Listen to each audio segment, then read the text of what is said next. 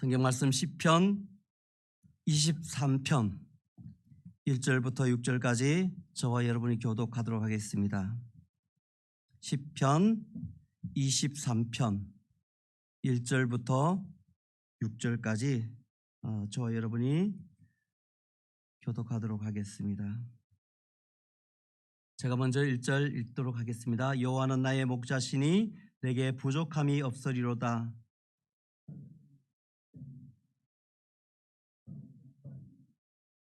내 영혼을 소생시키시고 자기 이름을 위하여 의의 길로 인도하시는도다.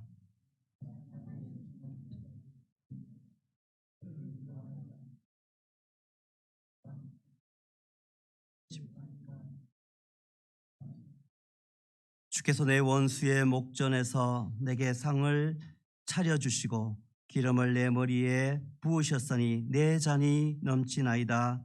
내 평생의 선하심과 인자하심이 반드시 나를 따르리니 내가 여호와의 집에 영원히 거하리로다. 아멘. 너무나 유명한 그런 말씀입니다. 그래서 저희 고향집에도 가보면은 이 말씀을 액자에 이렇게 적어서 그렇게 방 한가운데 이렇게 걸어놓은 것을 보게 됩니다. 이스라엘 팔레스타인 지경은 여러분과 제가 다 알다시피 지중해 연안을 끼고 남과 북, 남북, 동서 그렇게 그 길을 잇는 아주 그런 지리적으로 요충지와 그런 같은 곳입니다. 그래서 남으로 내려가면 이집트를 거쳐서 아프리카로 그렇게 통하는 길을 낼 수가 있고, 또 지중해를 걷는다든가 소아시아를 거쳐서 북쪽 소아시아를 거쳐서 유럽으로 넘어가게 되고, 그리고 이 동쪽으로는 이라크, 이란을 거쳐서 아시아, 중국으로 그렇게 나가는 길을 여는 곳이 바로 이 팔레스타인 지경의 이스라엘 땅인 것을 우리가 보게 됩니다. 늘 그 속에는 분쟁이 있고 테러가 있고 전쟁이 있고 다툼이 있는 것입니다. 그래서 세계 역사의 그 흐름들을 살펴보기 위해서 중동의 그 시계추가 어떻게 움직이는가 그렇게 볼 것을 많은 역사학자들이 권합니다. 그런 분쟁과 늘 그런 불안한 요소들이 많음에도 불구하고 세계 많은 사람들은 지금도 그 이스라엘 땅을 찾고 팔레스타인 지경을 찾아 여행하기를 한 번쯤 꿈꾸고 계획하고 있는 것을 보게 됩니다.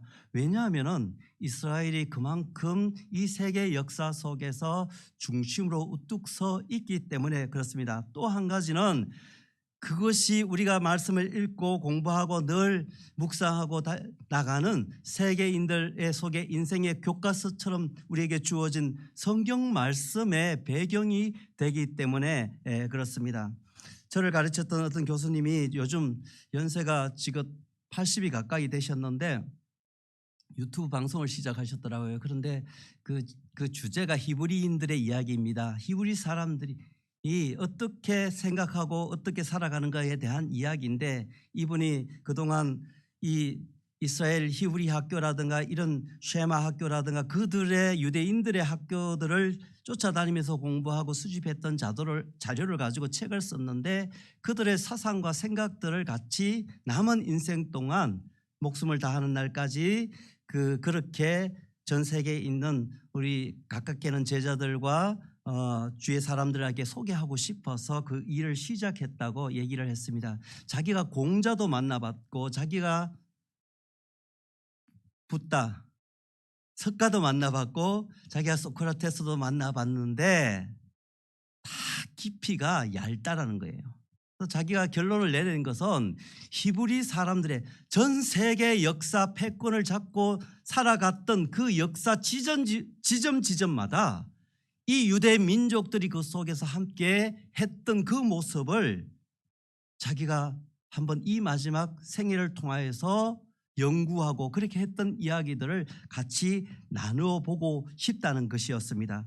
그들의 사상과 그들의 생각들이 어떻게 녹아져 있는가에 대한 소개를 하기 위한 것입니다. 그만큼 우리 성경 속에 캐톨릭을 포함해 가지고 많은 전 세계인들이 이 땅을 찾아 여행해보고 싶고 만나보고 싶은 곳이 이 팔레스타인 그 이스라엘 땅이라는 것을 우리가 보게 됩니다. 저도 개인적으로 선교 사역을 하면서 요단 동편의 암몬과 모압 땅을 형성하고 있는 요르단을 한번 방문하면서 그 주변을 돌아볼 수 있는 기회가 있었습니다. 도시를 떠나가지고 약간만 지나게 되면 한적한 도로가 고속도로라고 하는데 2차선밖에 안 되는데 중앙 분리대도 없이 그런 곳을 쭉 달리다 보면은 이제 허벌판으로 양옆으로 쫙 펼쳐지는데 그 속에서 군데군데마다 지금도 텐트를 치고 그 속에 양을 기르는 사람들이 있습니다. 그 사람들이 둘러 앉아가지고 무슨 이야기인지 모르지만 담소를 나누는 가운데 그 주변은 양들이 많지도 않은 풀을 뜯으면서 그 주변에 한가롭게 지내는 모습들을 보게 됩니다. 그들의 복장은 여전히 옛날에 성경 속에서 소개했던 그런 복장처럼 하고 그렇게 그들이 살아가는 모습들을 보게 됩니다. 베드윈족이라고 여러분 들어보셨는지 모르지만 그 사람들이 그 사람들입니다. 그 땅을 이렇게 지나가면서 운전해 나가는 우리 그 선교사님하고 지나가면서 바라보면서 저 건너편 어느 언덕 속에서 성경의 그 인물들이 툭 튀어나와 가지고 어이 하고 부를 것 같은 그런 감동이 있는 장소입니다. 그 주변을 둘러봐도 모세를 만날 수 있을 것 같고 예수님의 12제자 베드로를 만날 것 같은 그 땅 속에 우리가 오늘 시편 이 말씀을 통해서 한번 여행을 해봤으면 좋겠습니다.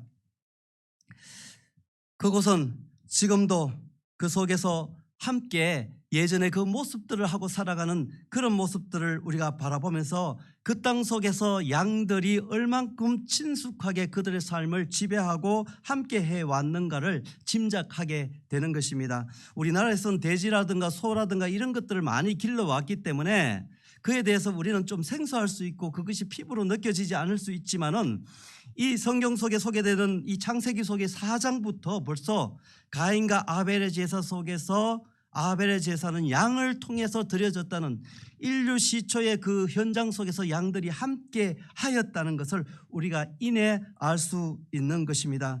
고대로부터 내려온 그런 일상 가운데 이스라엘 민족 가운데 그 팔산 지경 속에는 양들이 함께 했던 것입니다. 성경에서는 양이란 말이 한 500번 이상 그렇게 소개되고 있는데 아까 말씀드린 창세기 4장부터 시작해서 군데군데마다 요소요소마다 이 양이란 목자 이에 대해서 소개하고 있고 그것이 실제 제물로 그렇게 소개되고 또 드려졌던 것을 우리가 보게 됩니다.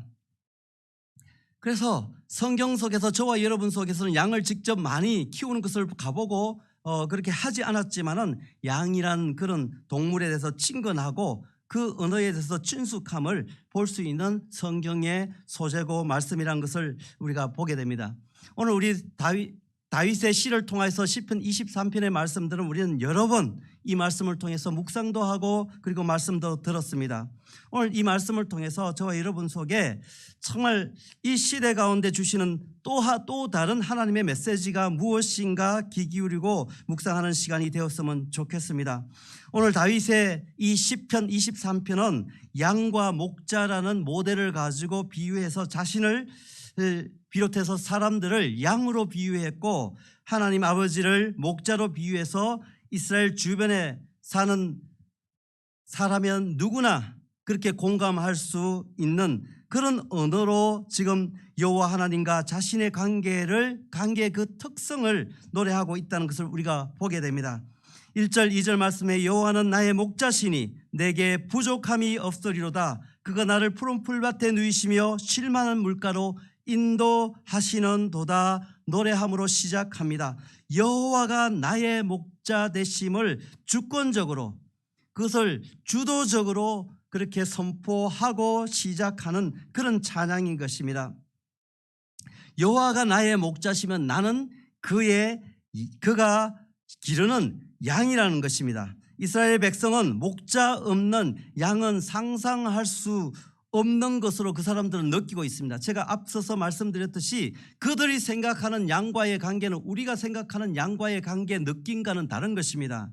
제가 대학 다닐 때 이 대관령 목장에 한번 방문해 보니까 바람이 세게 부는데 그때만 해도 잘 이렇게 조성이 되지 않는 그런 목장 그 산 꼭대기 허벌판과 같은 그런 곳에 그렇게 양들을 치는 그런 모습들을 봤을 때 되게 신기했어요. 아, 이 땅에도 그렇게 양 목장이 있구나. 그렇게 봤는데 다시 20년, 30년이 흐르고 그게 관광지가 되어서 한번 가보고 싶었는데 돈을 되게 많이 내라고 해가지고 그냥 마음만 보고 생각만 하고 그냥 지나가고 있는데, 저희들한테는 그렇게 친숙한 동물이 아닌 것이 양인데, 지금 이스라엘 백성들 가운데는 이 다윗의 시를 통해서 이렇게 이야기했을 때 이 사람들은 이것이 그냥 공감되어지는 거예요.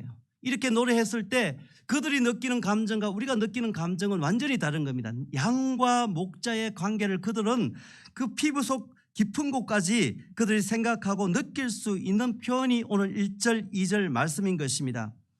여호와가 목자면은, 여호와 하나님이 목자시면 나는 양이라는 것입니다. 그 양 가운데는 목자가 없는 것은 상상할 수 없다는 것이 그냥 이 이야기 속에서 그들은 이 한마디 속에 그대로 느끼고 받아들이는 것을 우리가 생각해 보게 됩니다.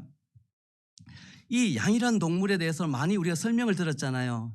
이 좀 애정이 좀 그렇게 표현하기에 그렇지만 이 정이 있는 그런 동물이에요. 제가 이렇게 보면 염소 같은 경우는 이렇게 다가가면 얘는 도망가요. 그냥 겁을 먹고 뒤로 살살 빼고 막 팔짝팔짝 뛰고 막 그렇게 하는데, 이 양은 먹이를 준다든가 이렇게 주면은 이렇게 졸졸졸졸 따라오고 그렇게 하는 친근한 그런 동물이에요. 그래서 그 이스라엘 백성들 가운데도 이 양과 함께 지냈기 때문에 사무엘 하에 보면은 그렇게 나단을 통해서 그렇게 또 설명하는데, 다윗에게 찾아와서 그 설명할 때 이것은 양은 가족과 같은 거고 새끼와 같은 거고 친자식과 함께 그렇게 자라나는 그런 동물의 성격을 가지고 있는 게 양이다. 그만큼 애정이 있고 사람과의 관계가 그렇게 돈독한 동물이 양인데, 그 양의 특성을 보면 또한 관심을 가져줘야 되는 게 관심이 필요한 게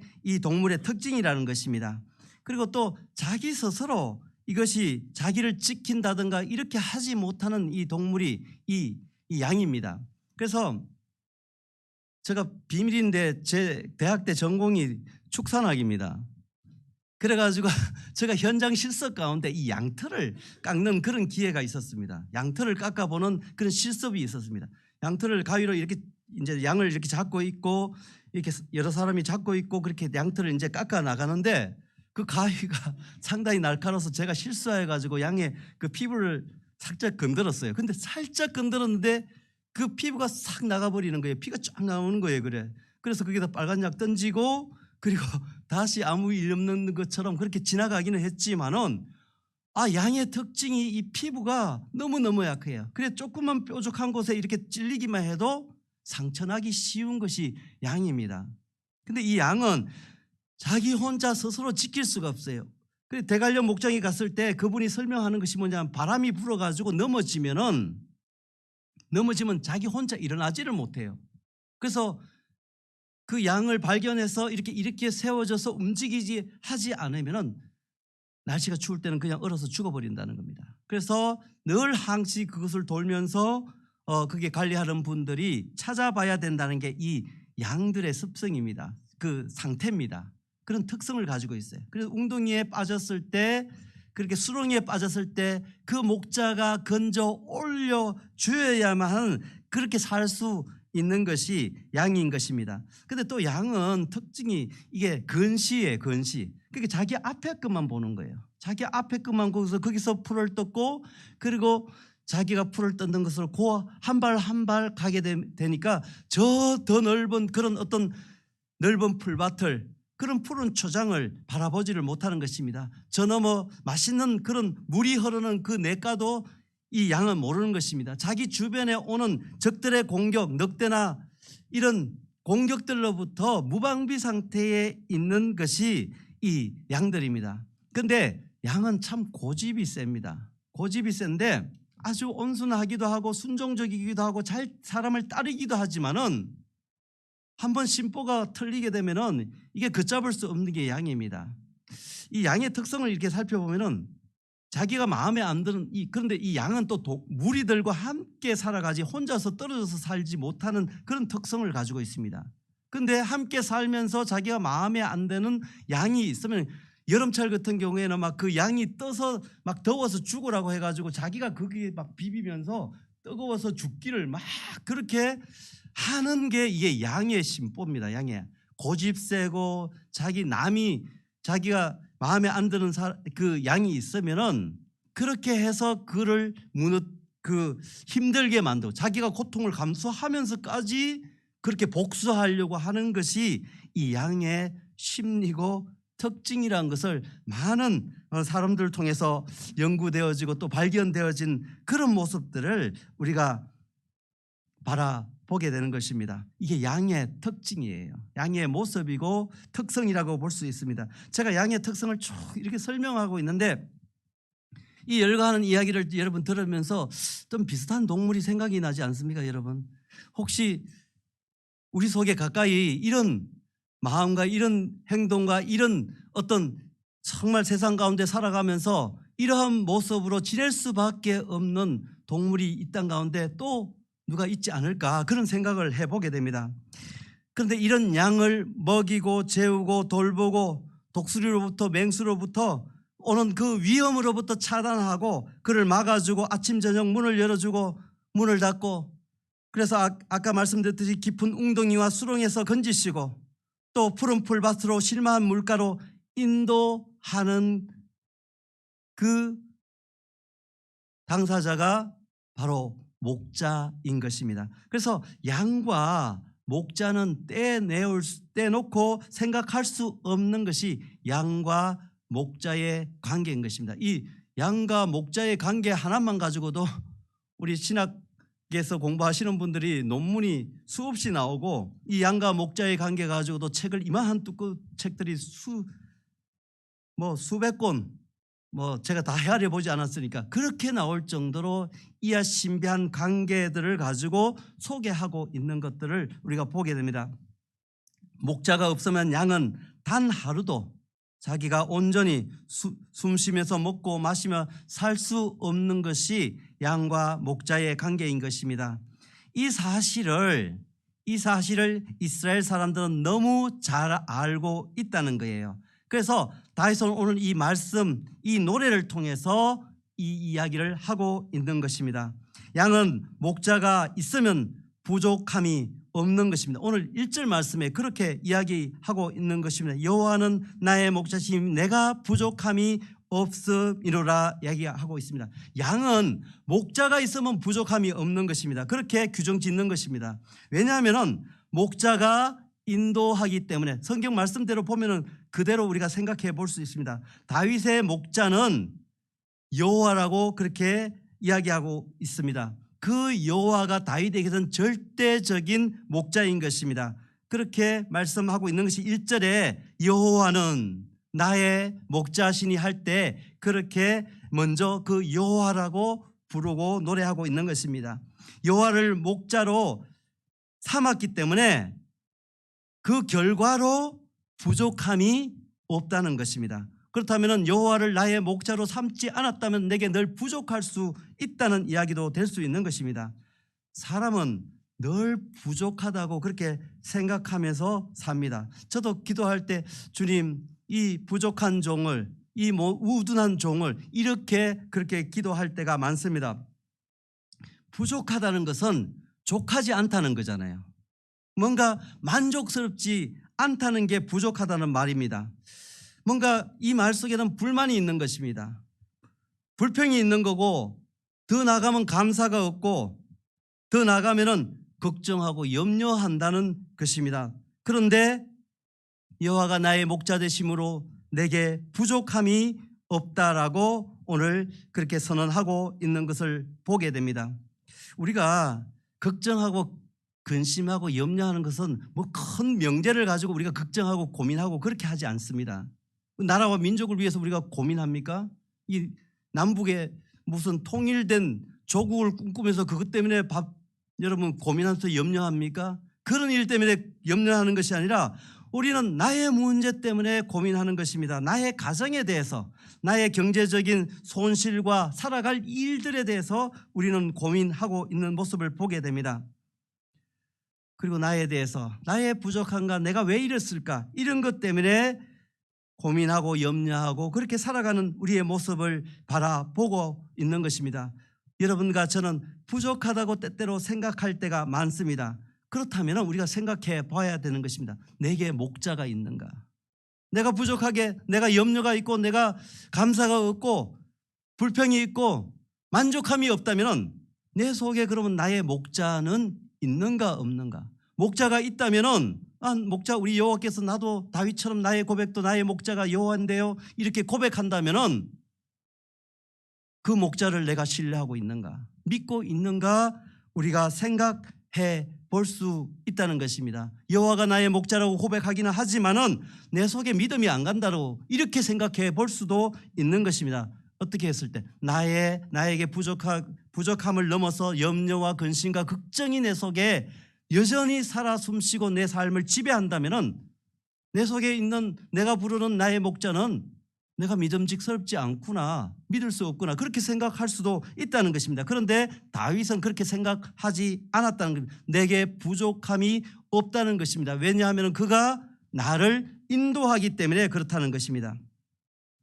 다윗은 여호와가 나의 목자가 되시기 때문에 내가 부족함이 없고 그것으로 인해서 내가 인도함을 받는다는 것입니다. 이 시편 말씀 속에 23편 말씀 속에도 어디로 인도한다고 이야기합니까? 푸른 풀밭과 잔잔한 물가로 인도한다고 이야기합니다. 의의 길로 인도한다고 이야기하고 있습니다. 여러분 초식 동물한테는 푸른 풀밭이 절대적으로 필요한 것입니다. 푸른 풀밭이 여기서 이야기하는 푸른 풀밭으로 푸른 초장으로 인도한다는 그 말이 단지 그냥 좋은 목초지로 그렇게 인도한다는 이야기가 아닙니다. 그 넘어서 태양을 그 팔스타인 지경의 뜨거운 태양을 피하고 시원한 그늘 속에서 안전지대로 그렇게 인도한다는 의미인 것입니다. 정말 이렇게 인도했을 때 이런 뜨거운 태양을 피하고 푸른 풀밭으로 인도를 했는데 이 양이 맨날 왜 나는 이 풀만 말고 좀 고기도 먹고 싶은데 왜 우리 목자는 맨날 풀이야 이렇게 나를 그렇게 하고 있는가? 이렇게 시작한다면은 늑대가 먹고 그 동물들이 먹는 그런 사자가 먹는 그런 곳으로 나를 왜 인도하지 않을까? 그렇게 불평하고 불만한다면은 이 양을 살 수가 없는 것입니다. 우리가 때때로 그러한 모습으로 그 넘어 다른 것을 향해서 우리가 눈을 기웃거리고 그렇게 있지 않느냐 하게 생각하는 것입니다. 양에게는 쉴만 물가는 최고의 조건인 것입니다. 비바람이 치고 풍랑이 일고 그 정도는 돼야 우리가 양이 그렇게 있을 만한 곳이 아니야. 그렇게 또 파도도 적당하게 쳐야 서핑도 하고 그렇게 해야 될 거 아니야. 양이 만약에 그렇게 한다면은 양 속에서 부족함 오히려 위험천만한 그 자리에 갈 수 있다는 것입니다. 정말 여기서 이야기하는 쉴만한 물가는 그 물가 자체가 아주 고요할 정도로 아주 평온할 정도로 정말 그 양이 편한 마음을 가지고 그 속에서 물을 마실 수 있도록 잔잔한 그러한 평온한 상태를 이 오늘 그 시편 23편 속에 쉴만 물가라고 그렇게 소개하고 있는 것을 보게 됩니다. 이 가운데 양은 마른 목을 죽이며 쉴 수 있고 그 속에서 부족함이 없음이로다 그렇게 고백할 수 있는 것입니다. 목자는 먹고 쉬는 것만 돌보는 것이 아니라 오늘 시편 말씀을 보면 그 내면적인 부분까지도 이야기하고 있는 것을 보게 됩니다. 내 영혼을 소생시키시고 의의 길로 인도하신다. 정말 지쳐 죽을 것 같은데 심폐소생술을 통해 가지고 이거 살려냈다는 거죠. 다시 제자리로 돌아오게 했다는 것이 오늘 이 말씀의 내용인 것입니다. 정말 이 말씀을 통해서 내가 지쳐 쓰러질 것 같지만은 내 자리로 다시 옮겨 놓았고 의의 길로 인도하셨다. 단지 의의 길로 인도했다는 게 도덕적으로 어떤 그런 의의 길이 아니라 내 삶의 평탄하고 형통한 길로 그렇게 인도하셨다는 것이 지금 여호와는 나의 목자라고 고백하는 다윗의 고백인 것입니다. 그런데 여호와께서 이렇게 하는 것은 다 생각이 있다는 겁니다. 여호와께서도 미치는 장사 안 한다는 거예요. 여호와께서도 본인이 다 생각하는 것이 있는데 뭐라고 지금 소개하고 있는 것은 자기 이름을 위하여 그의 존귀와 영광을 위하여 자기 이름을 위해서 그렇게 쉽게 말해서 자기 이름 걸고 그렇게 한다는 거예요. 그 믿을만 하잖아요. 여호와께서 그냥 하다가 그냥 기분 나쁘면 안 할 수도 있는데 내 목자로 그렇게 안 할 수 있는데 자기 이름 걸고 그걸 위해서라도 너를 그렇게 인도하고 안내하고 잔잔한 물가로 푸른 초장으로 그렇게 실망한 물가로 인도하신다는 것입니다. 그렇기 때문에 내가 믿을 수 있는 거예요. 그렇기 때문에 그 여호와 하나님 아버지의 그 행하심을 우리가 믿고 찬송하고 따라갈 수 있는 것입니다. 100%, 120% 내가 그 여호와 하나님을 나의 목자로 믿고 우리가 순종하며 따라가면 되는 것입니다. 다윗은 그것을 노래하고 있는 거예요. 자, 여호와가 나의 목자라면 그의 양인 내가 사망의 음침한 골짜기를 다녀도 걱정하지 말고 두려워할 필요가 없다라는 것입니다. 왜 그렇게 이야기합니까? 목자가 있으니까. 양에게는 목자가 있으니까.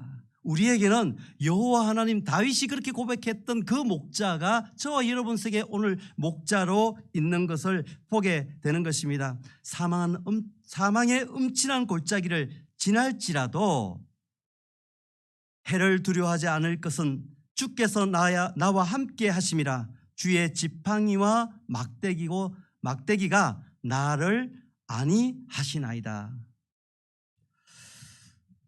그냥 읽기만 해도 정말 은혜가 되어지고 이 말씀 가운데 우리가 푹 빠져서 그렇습니다 하나님 고백할 수 있는 우리의 기도 제목인 것 같습니다. 근데 이 사망의 음침한 골짜기는 죽음의 그늘이 드리워진 곳입니다.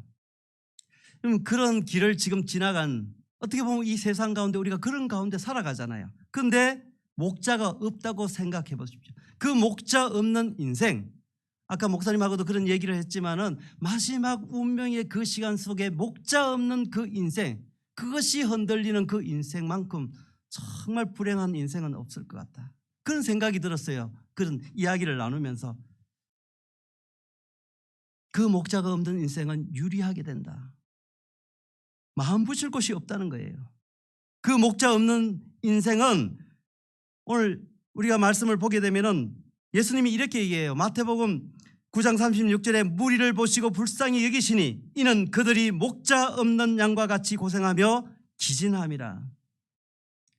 목자 없는 인생은 그 인생이 이리저리 허둥지둥 가시덤불 사이로 때때로 밀려가기도 하고 혹은 바위 틈에 떨어지기도 하고 악한 늑대를 만나 찢기기도 하고 상처난 그런 모습 속에서 어디 기댈 데 없는 유리한 백성들처럼 예수님이 그 시대 속에 그렇게 그 이스라엘 백성들을 만났을 때 그 사람들이 그러한 모습으로 나왔던 것을 지금 이야기하고 있는 것입니다. 그들을 향해서 지금 제자들을 세우고 파송하기 직전에 이 말씀을 이야기하고 있는 것입니다. 여기서 핵심은 불쌍히 여겼다라는 것입니다. 예수님이 그들을 불쌍히 여겼다. 아버지의 마음인 것입니다. 예수님이 제자들을 세운 목적이 여기에 있었던 거예요. 제자를 세상에 파송하는 이유가 여기에 있었던 것이 그들을 불쌍히 여겼다. 그들이 유리하였다. 마음 붙일 곳이 없고 어디 갈 곳이 없고 그리하여서 정말 홀로 걷는 듯한 그 인생을 향해서 하나님께서는 이 땅에 하나님이 몸을 입고 예수 그리스도로 오셨고 그를 통하여서 세워진 제자들을 파송하는 그 현장 속에서 이 이야기를 하셨다는 거예요. 불쌍히 여겼다는 것입니다. 저와 여러분들을 부르시고 하나님의 자녀 삼고 이 땅 가운데 먼저 예수 그리스도를 믿는 사람으로 세운 것도 이것 때문에 그렇게 하셨다는 것입니다. 여러분과 저 속에서 하나님께서 부르셨고 하나님의 자녀로 삼으셔서 이 땅 가운데 먼저 예배자로 세워주셨던 것도 이 목적이 예수 그리스도가 우리에게 주신 목적이 소명이 있기 때문에 그렇다는 것입니다. 5월은 가정의 달입니다. 오늘은 어린이 주일로 우리가 지켰습니다. 내일은 어버이날이에요. 우리 교회도 보니까 어버이들을 찾아서 그렇게 감사하는 마음으로 찾아오는 자녀들도 보고 그렇게 하는데 15일은 스승의 날이잖아요. 그리고 21일은 부부의 날입니다. 그야말로 가정의 달입니다. 근데 저는 특별히 이번 주간을 지나면서 어린이에 대해서 생각하게 됩니다. 늘 어린이들을 종종 만나는데 너무너무 가슴 아파요. 왜냐하면 뉴스도 그렇고 주변에 돌아가는 상황도 그렇고 우리나라 이웃 가정을 생각하면 참 가슴이 아픕니다. 특별히 부모로부터 돌봄을 받지 못하는 아이들이 여기저기 그냥 쉽게 찾아볼 수가 있어요. 그대로 위험에 노출되어 있는 것입니다. 국가가, 커뮤니티가, 동네 어떤 그런 공동체가 보호한다고 하지만은 여전히 무방비 상태로 어떻게 되면 노출되어 있는, 세상에 노출되어 있는 그런 모습들을 보는 것입니다. 목자 없는 양과 같은 것입니다. 가정마다 어린 생명이 다쳐졌다고 하면은 너무 죽으려면 자기 혼자 죽지 왜 자식까지 자기 소유품처럼 그렇게 데리고 가는가. 너무 가슴 아픈 거예요. 이 가정의 달에 우리가 저와 여러분들이 한 번쯤 생각해 봐야 될 제목인 것입니다. 예수님은 이 상황들을 봤을 때 불쌍히 여겼더라. 그렇기 때문에 저와 여러분들을 부르셨고 하나님의 예배자로 세우셨고 그리고 그에 대한 하나님이 하실 소명 일들을 우리의 각자의 삶 속에 우리가 생각해 볼 그런 부르심으로 우리가 만나볼 수 있는 것입니다. 예수님이 무리를 보시고 목자 없이 양과 같다 라고 했을 때 팔레스타인 그 이스라엘 백성들은 이 말 한마디, 이 한 단어 속에서 이미 감이 왔다는 거예요. 이들이 우리가